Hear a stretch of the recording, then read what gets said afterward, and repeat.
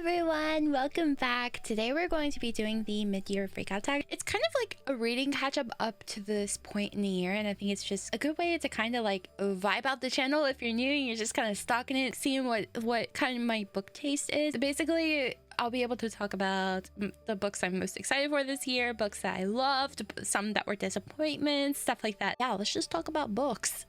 The first question is, what is the best book I've read in 2025? Ooh, I have to think about this. Hold on. I think the first one I would definitely pick for this would be The Secret History by Donna Tartt. That was a 6-star read for me. I love that book. It's so pretentious, but it knows exactly what it's doing. It's like this dark academia book that explores like this why done it mystery. Basically, in the beginning, this group of students finds one of their friends are dead, and we know who did it and kind of what happened leading up to that point, but you're kind of rediscovering it through the characters. It also explores the theme of how education is a luxury for rich people while it is a necessity for a middle class or someone who's not in the upper echelons of society. I never read something like that before, so it was, for me, it was a very unique novel type of experience with a book, and I've been chasing that experience since then, and I haven't read anything like that. As far as fantasy goes, I would say Between Two Fires and The Devils.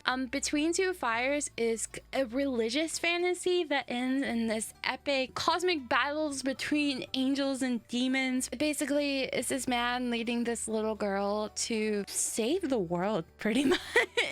And then in The Devils, you have this ragtag group of misfits, and it also has religious horror in it as well, but you're following them. It's like this group of monsters that are being led by a monk that is trying to install a thief onto the throne. I love the characters. Joe Abercrombie, I've never heard anything negative about any of his other books, so I'm so excited to like get into those. So I would say fantasy wise, those are probably the best ones I've read so far this year, not counting like any romantasy or anything like that I've read. I think the best romantasy I've read is Uprooted. I love the world building, and it has a dark wood. It has a character, like a wizard, that lives in a tower, and he protects this small little village that lives by a dangerous, dark, benevolent wood. The village has to pay a price for the protection, and basically every 10 years they have to give a girl to the wizard who has to live in his tower. So the book starts when they are getting all the girls ready for the wizard to choose, and everyone is expecting a girl named Kaisa to be chosen by the wizard. And then we have our main character,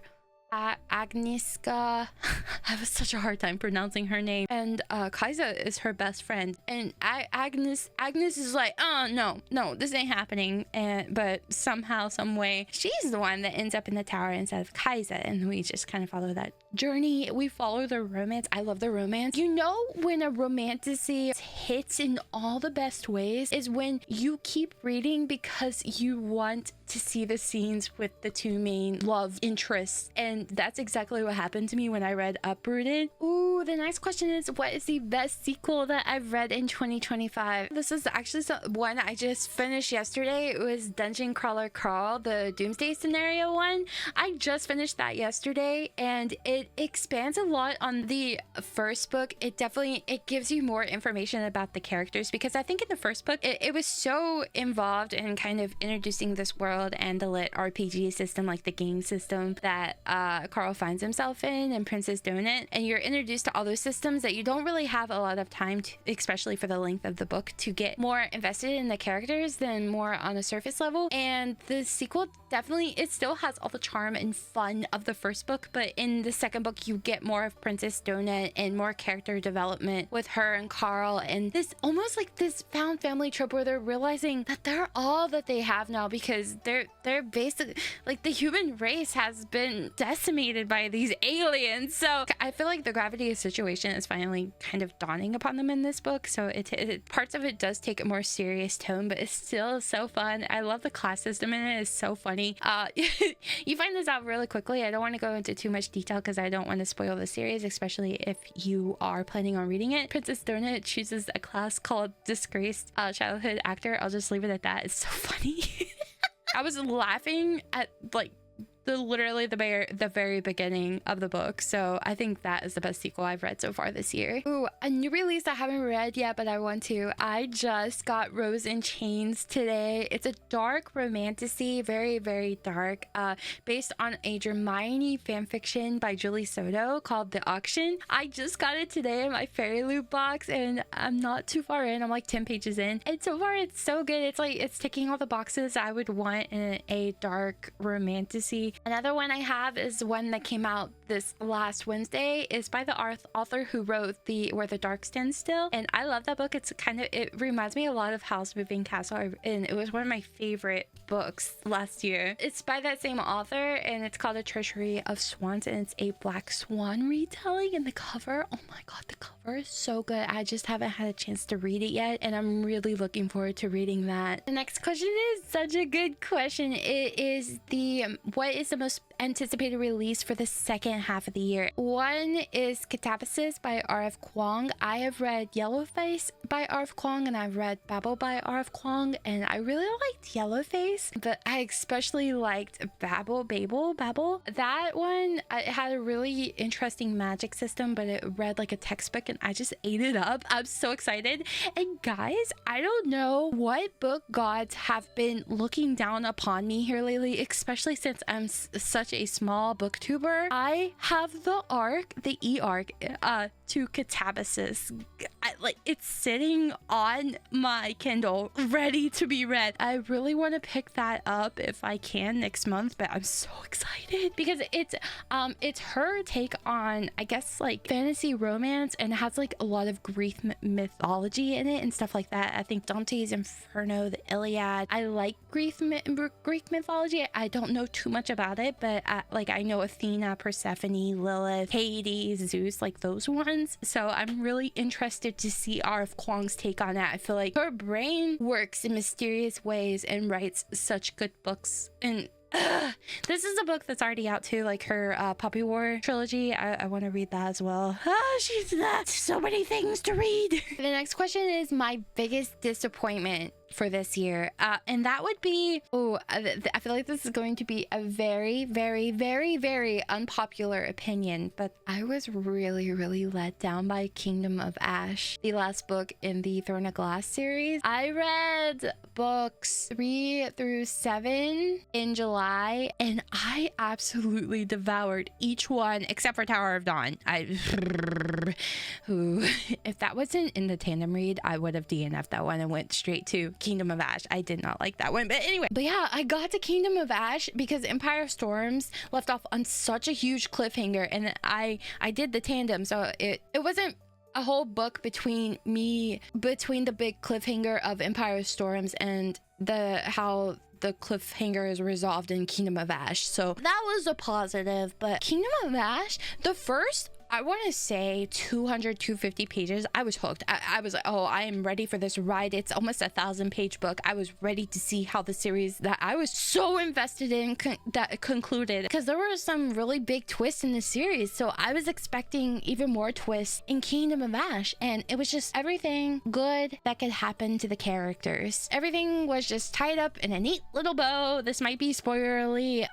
It was, everyone got together, and I just felt so let down by such a good series, like the ending to such a good series, because the book just felt like it was just going through the motions. Like, this happened. Oh, that's good. I'm glad that got resolved. They had their battles and their epic moments, and then too many more battles, and the book just kept going. And I'm like, okay, it's so long, and it just, the whole thing just felt like it was going through the motions. There were no twists. Everything, it just ended too neatly. And I like my fantasy books to be a bit messy or have some unexpected twists. I don't expect everything to just be all hunky-dory, but it was in Kingdom of Ash, and it just really let me down. I was expecting a lot more for all the hype that it had. Honestly, I feel like if that would have been my introduction to a longer fantasy series, I would have devoured that and thought it was the best thing ever. But unfortunately, I came back to Throne of Glass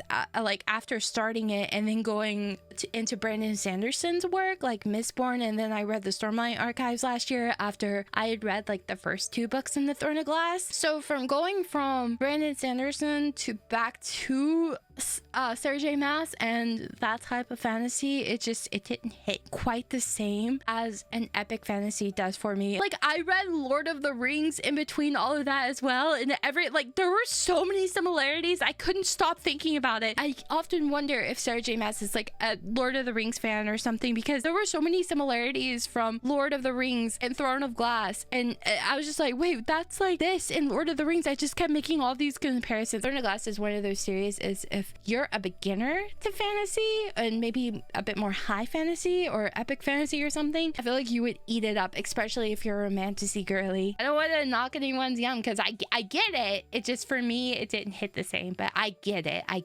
100% get it. My biggest surprise, oh my gosh, that I like general fiction. Taylor Jenkins Reid. I didn't think I would like books like that, like The Favorites, toxic romances, Daisy Jones and the Six. I did not expect to like books like that, like documentary style books. I found a new genre to fall in love with that I really want to explore after I get my fantasy fix. And oh my gosh, like I have so many I want to read, like Rest and Relaxation, A Little Life, historical fiction like The Nightingale. It's opened up so many possibilities for me. I think that has a large part to do with like the secret history as well. It's like, oh, I can like mysteries, I can like dark academia, I can like something that isn't fantasy or romance or horror. Favorite new author? T. Kingfisher, hands down. I love T. Kingfisher. Kingfisher will take tropes or certain things that are common in a genre and then twist them on their head. Oh my god, newest favorite character. So this is a discussion that I've been having with a group of friends, and it's about characters from Harry Potter, and a character that I didn't expect to like so much, that it's basically come from these talks, and that is Snape. Now, before I did like Snape, I thought he was just, you know, he's just another professor and he has a big part in the plot in Harry Potter. But then like I'm going to assume that you've read the books or watched the movies, so I'm going to talk freely here. If you don't want spoilers, just go to the next question or fast forward a little bit. You know how in the books Lily and James are together? Those are Harry's parents, right? And Snape loves Lily. In the books, you find out that the Patronuses, when they're cast, they are complementary to each other. So Lily's Patronus is a deer, and while James's is a stag, and they complement each other because they're in love. And in the movie or in the books, you find out that Snape's Patronus is a deer, which is the same as Lily's. You would think, people say it's because Snape loved Lily so much that his happiest memories, his brightest memories are of Lily, so that's what made his Patronus the same as her. But he's happy when he thinks about her, and his Patronus does not complement hers. It's the same, which in my eyes,